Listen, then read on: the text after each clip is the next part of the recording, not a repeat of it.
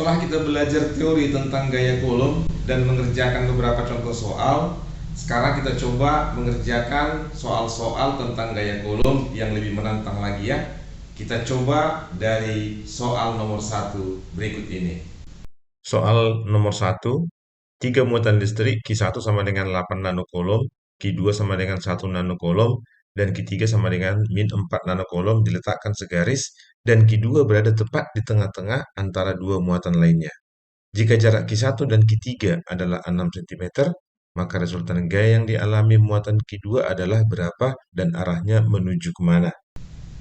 Pada soal nomor 1 ini diketahui ada 3 muatan, Q1 8 nanocoulomb, Q2 1 nanocoulomb, Q3 4 nanocoulomb terletak pada satu garis lurus, di mana Q2 berada tepat di tengah-tengah di antara Q1 dan Q3.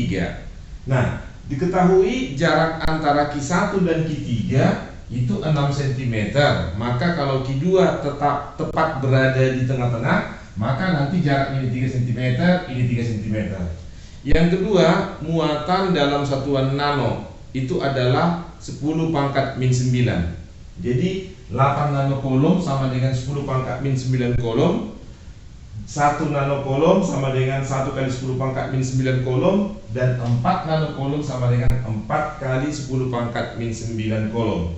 Nah, yang ditanya berapa gaya resultan yang dialami oleh Q2. Nah, sekarang pertama kita harus gambarkan dulu kemana arah vektor gaya yang dialami oleh Q2 akibat dari Q1 dan akibat dari Q3. Nah, kita lihat di sini Q1 dan Q2 tandanya sama-sama positif. Berarti kedua muatan ini saling tolak. Gayanya nanti akan saling menjauhi. Jadi boleh kita tuliskan di sini F12 arahnya ke kanan. Kemudian akibat dari Q3 yang bermuatan negatif, kedua muatan ini akan tarik menarik. Maka gaya yang bekerja nanti pada kedua muatan itu akan saling mendekati, ya. Berarti Q3 akan menarik Q2 dan Q2 akan menarik Q3. Jadi nanti kita buat kemari, ada gaya kemari F23. Sekarang sudah dapat arahnya. Sekarang kita menghitung berapa besarnya. Nah, karena dia vektor memang dan arahnya sama, maka gaya resultan yang dialami oleh Q2 nanti adalah jumlah dari F12 tambah F23. Kita coba hitung ya.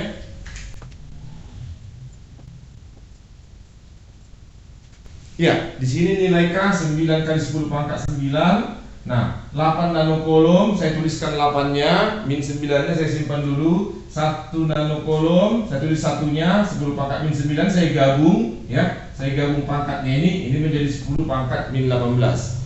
Dibagi 3 kali 10 pangkat min 2. Nah, ini ada yang bisa kita coret ya. 3 itu kalau dikuadratkan hasilnya 9. Nah, di atas ada angka 9, langsung kita coret. Gini. Nah, kemudian 10 pangkat min 2 kalau dikuadratkan 10 pangkat min 4. 10 pangkat min 4 kalau naik ke atas jadi 10 pangkat 4. Ketemu dengan 10 pangkat 9 menjadi 10 pangkat 13.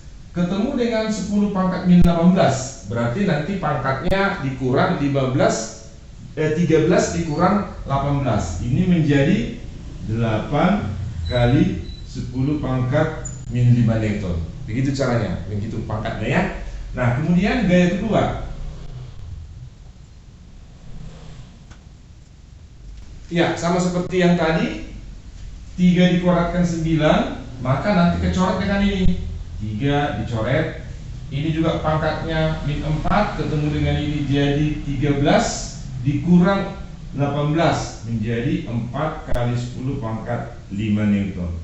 Oleh karena itu gaya total atau gaya resultan yang dialami muatan Q2 adalah jumlah dari F12 dan F23. Sekarang kita jumlahkan ya.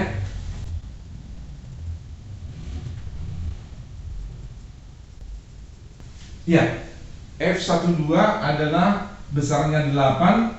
Terus saya pisahkan 10 pangkat min 5-nya. saya tambahkan dengan 4, saya gabung di sini 10 pangkat min 5, maka gaya total yang dialami oleh muatan 2 ini adalah sebesar 12 kali 10 pangkat min 5 Newton. Ya, begitu caranya. Saya harap bisa dipahami. Dan sekarang kita coba masuk ke soal nomor 2 yang lebih menantang. Tolong diperhatikan dengan teliti bagaimana cara kerjanya agar kamu bisa mengerti. Soal nomor 2. Pada gambar di bawah, muatan A sama dengan plus 4 mil di kolom, muatan B sama dengan plus 9 mil di kolom, dan C berada dalam keadaan setimbang. Gaya kolom sama dengan 0. Besar muatan C agar muatan A dan muatan B juga setimbang adalah berapa? Pada contoh 2 ini diberitahu ada dua muatan ya. Muatan A besarnya 4 mil di kolom sama dengan 4 kali 10 pangkat min 3 kolom. Muatan B besarnya 9 mil di kolom sama dengan 9 kali 10 pangkat min 3 kolom. Itu berada pada suatu garis lurus dan jaraknya 10 cm. Kemudian ada muatan ketiga yang berada di antara A dan B.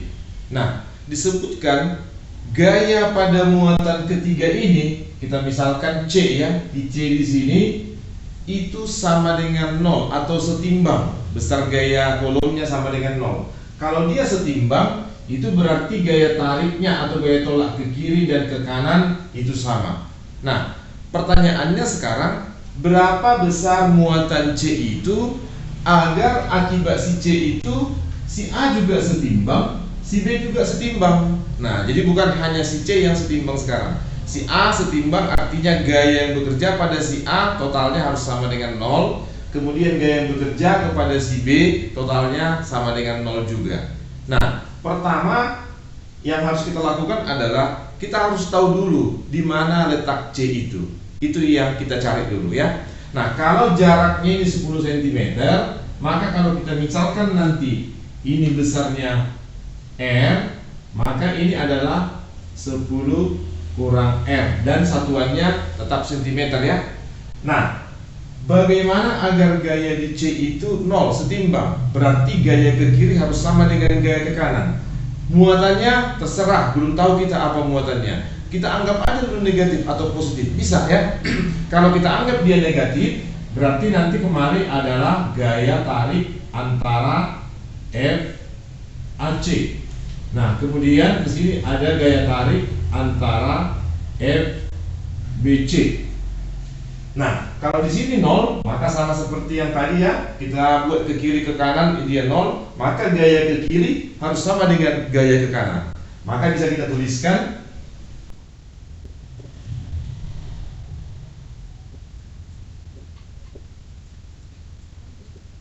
ya, gaya FAC harus sama dengan gaya FBC.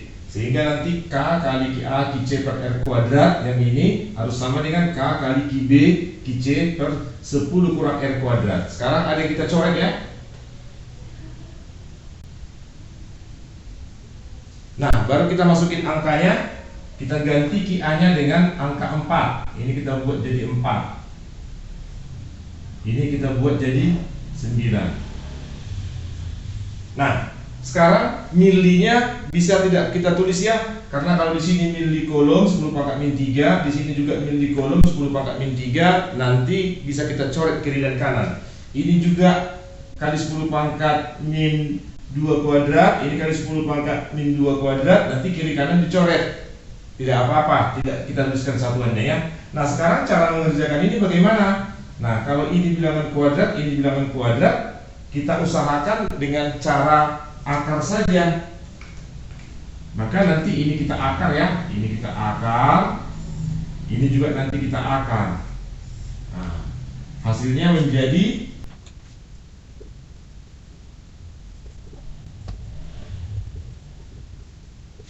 ya, kita kali silang ya, di akarnya ini 2, akarnya ini R, akarnya ini 3, akarnya ini 10 kurang R. Kita kasih kali silang 3R, dia ini 20 kurang 2R, ketemu kemarin 5R, menjadi R sama dengan 4 cm. Ternyata jaraknya ini 4 cm. Maka kita buat nanti kita hapus R, ini menjadi 4 cm, otomatis ini menjadi 6 cm. Ya, langkah pertama sudah dapat. Nah, sekarang langkah kedua. Bagaimana caranya menentukan muatan C agar muatan A setimbang dan muatan B juga setimbang? Artinya tidak ada gaya yang bekerja. Nah, kita lihat ya. Pertama, antara A dan B itu adalah tolak menolak karena keduanya ini adalah positif, sehingga nanti ada gaya di A ke sini yang kita sebut FAB.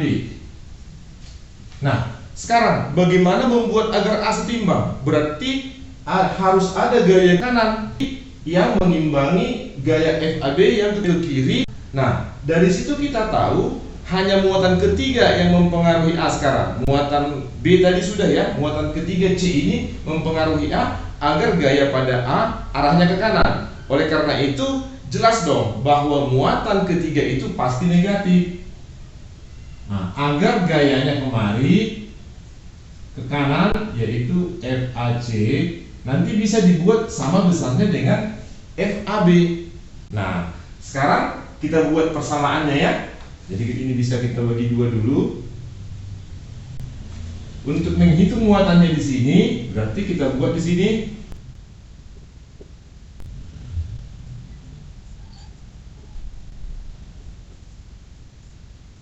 Ya, persamaannya seperti ini. Ada yang bisa kita coret K, sehingga nanti ini QA juga kita coret, QA juga kita coret. Sekarang kita masukkan nilainya. Nah, satuannya ingat ya, untuk atas satuannya milikolom, untuk bawah tadi satuannya sentimeter. Tidak perlu kita tulis ya, bisa kita ingat saja karena ini bentuk persamaan. Jadi satuannya tidak perlu diubah untuk menghemat cara menulis yang sedikit ya.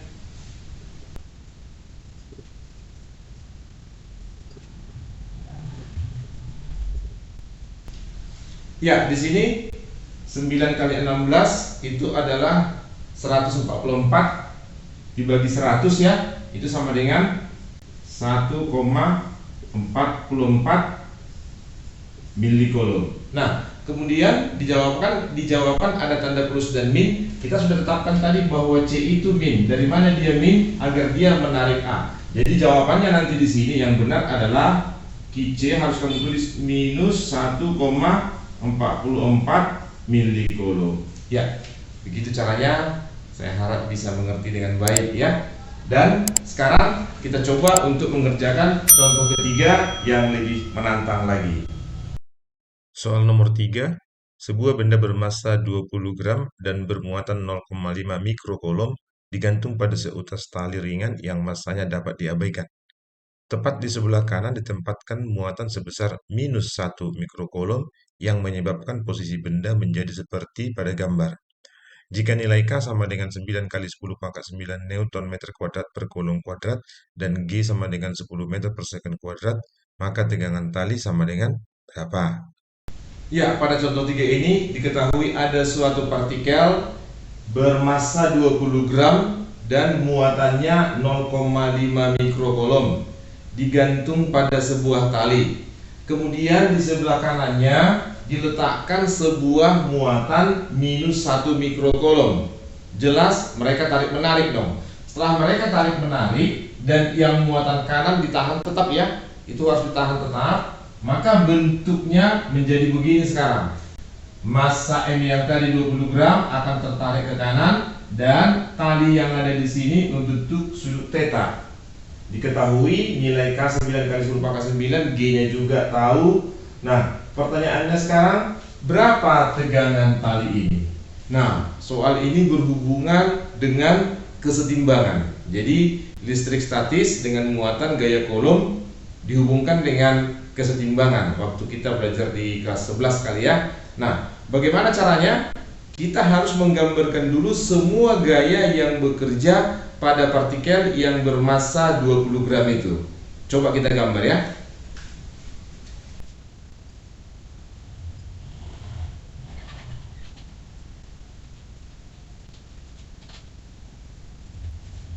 Ya, gambarnya begini, saya jelaskan. Massa M itu akan mempunyai berat ke bawah mg, kemudian massa M itu ditarik oleh T ke kiri, ini dia. Nah, kemudian massa M itu juga ditarik oleh muatan minus 1 mikrokolom. berarti ada gaya yang bekerja kemari sebesar F gaya kolom. Nah, kemudian kita uraikan lagi ya, kalau sudutnya di sini theta, maka nanti gaya yang bekerja ke arah kiri akibat dari tegangan tali ini itu besarnya adalah T sin theta. Kenapa? Karena sin theta rumusnya depan per miring. Jadi gaya di sini kita ambil dari T sin theta. Nah, kemudian untuk gaya yang ke atas dengan T di sini, karena sudutnya theta di sini, maka yang ke atas dengan T hubungannya adalah cos theta, cos samping per miring ya. Sehingga nanti di sini ke atas terhadap sumbu Y besarnya adalah T cos theta. Begitu caranya menentukan semuanya. Nah, sekarang bagaimana menentukan talinya? Berarti partikel itu setimbang. Gaya ke atas akan sama dengan gaya ke bawah, gaya ke kiri juga akan sama dengan gaya ke kanan. Nah, kita coba hitung berapa nilai T cosnya, berapa nilai T sinnya. Kita hitung dari F ya. Kita mulai dari F.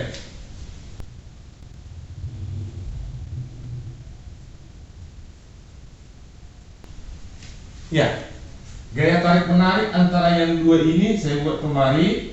K kali Q1 kali Q2 per R kuadrat 9 kali 10 pangkat 9. 0,5 di sini akan sama dengan nanti 5 kali 10 pangkat min 7 ya, karena dia 0,5 kolom. Kemudian yang satu ini 1 kali 10 pangkat min 6.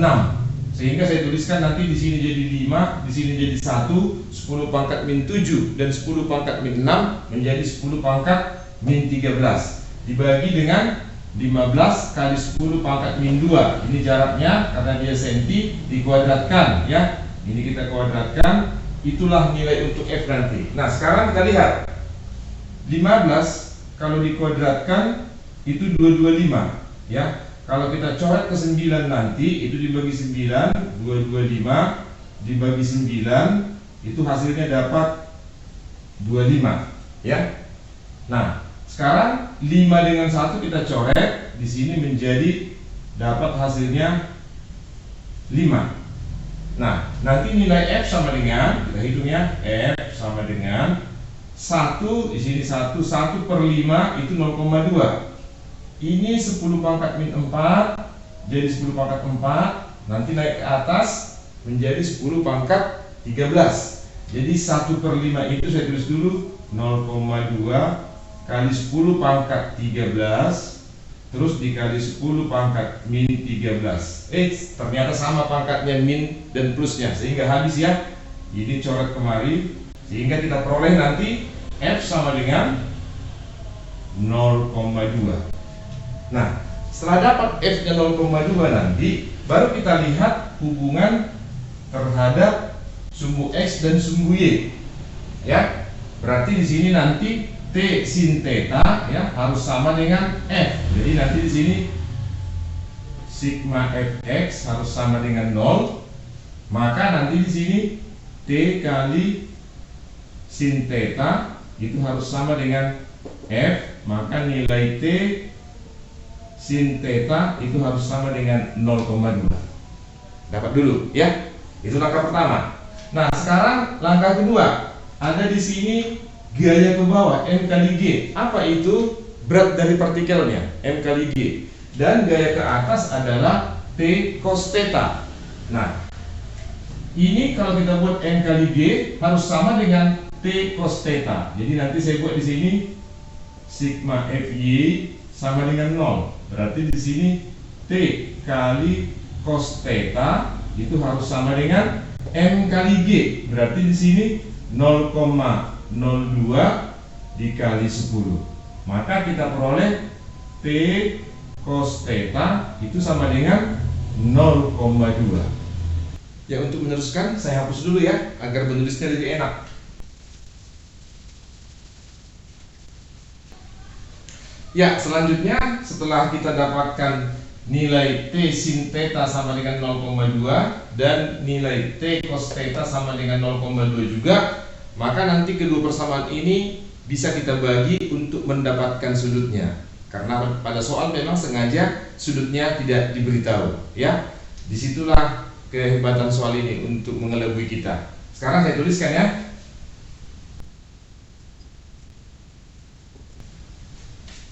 Ya, T sin theta sama dengan 0,2, T cos theta sama dengan 0,2. Kedua persamaan ini akan saya bagi. Nah, jelas nanti ini akan habis, sedangkan 0,2 bagi 0,2 adalah 1, sedangkan sinus per kosinus dalam matematika itu adalah tangen. Berarti tan theta itu sama dengan 1. Dari sini bisa kita tuliskan tangen berapa sama dengan 1? Jelas, tangen 45 ya. Maka theta sama dengan 45 derajat. Nah, untuk selanjutnya mencari nilai T bagaimana? Kita boleh masuk ke sini T cos theta, kita boleh masuk ke T sin theta. Nah, saya ambil yang dari sumbu X saja. T sin theta sama dengan F. Berarti di sini harus dulu ya. T sin theta sama dengan F. Ini tadi sigma Fx sama dengan 0. Berarti di sini nanti T sama dengan F dibagi sin theta. F-nya kita sudah tahu tadi besarnya 0,2. Kita masukin 0,2 dibagi sin 45, berarti setengah akar 2. Kalau kita kali 2 kali 2 ini ya, ini menjadi 0,4, kemudian per akar 2 kali akar 2 per akar 2, ini kembali nanti 0,2 akar 2. Nah, akar 2 itu mendekati 1,4. Ya, maka nanti nilai T sama dengan 0,2 dikali 1,4 itu sama dengan 0,28 Newton. Berarti tegangan tali yang ada di sini adalah 0,28 Newton. Ya, begitu cara kerjanya, agak berbelit sedikit menghubungkan gaya Coulomb dengan kesetimbangan. Cukup sampai di situ dulu. Yang 3 soal itu kalau bisa kamu kuasai, berarti pengetahuan kamu tentang gaya Coulomb sudah sangat cukup bagus ya. Sampai di sini dulu.